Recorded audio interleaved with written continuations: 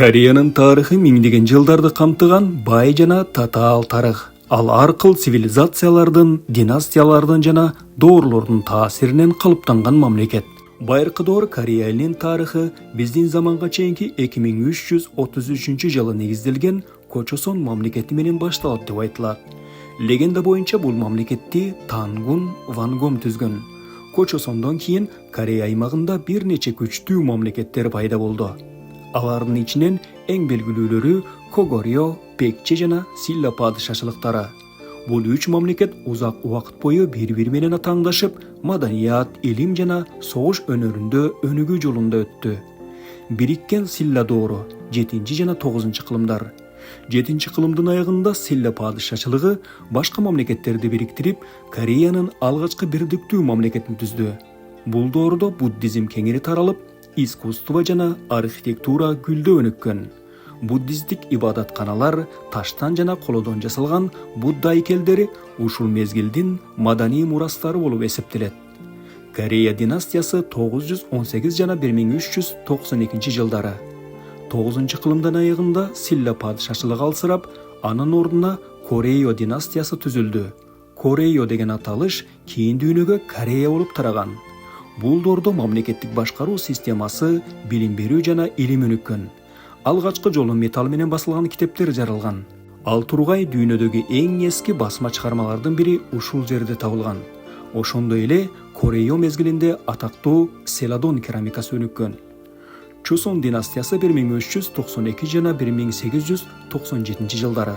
1392 жылы Ли Сонге аттуу колбашчы бийликке келип, Чосон династиясын негиздеген. Бул династия 500 жылдан ашык убакыт бийлик жүргүзүп, Кореянын маданиятын, салт санаасын жана улуттук өзгөчөлүгүн калыптандырды. 15-кылымда падыша Сежон улук Корей эли үчүн дүйнөдөгү эң жөнөкөй жана илимий жазуу системаларынын бири болгон хангылды жараткан. Бул жазуу бүгүнкү күндө да Кореянын өздүгүн сактоонун символу эле эсептелет. Кол өнөрчүлүк, конфуцийчилик, адабият жана сүрөт өнөрү ушул мезгилде өзгөчө өнүккөн. Бирок династиянын акыркы кылымдарында ички кризистер жана чет өлкөлүк баскынчылыктардын таасири күчөп, мамлекет алсырай баштаган.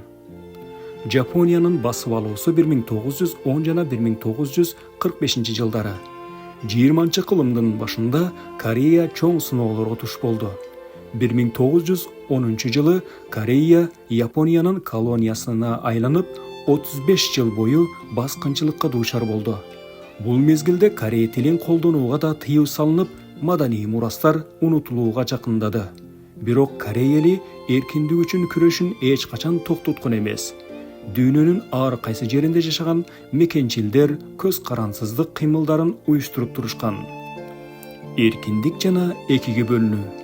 1945-1953 жылдары экинчи дүйнөлүк согуш аяктагандан кийин 1945 жылы Корея Япониядан бошонду. Бирок өлкө экиге бөлүнүп калды. Түндүктү Советтик Союз көзөмөлдөп, түштүктү Америка Кошмо Штаттары колдой баштады. Ошентип 1948 жылы эки өз алдынча мамлекет, Түндүк Корея жана Түштүк Корея түзүлдү. Корея согушу 1950 жана 1953 жылдары. Бирок көп өтпөй 1953 жылы Корея согушу башталып, өлкө чоң кыйроого дуучар болду. 3 жылга созулган согуш миллионго жакын адамдын өмүрүн алган жана өлкөнү талкалап салган. Согуш 1953 жылы ок атышпоо келишими менен аяктаганы менен бүгүнкү күнгө чейин Корея расмий түрдө согушту токтоткон эмес. Замандын Кореясы.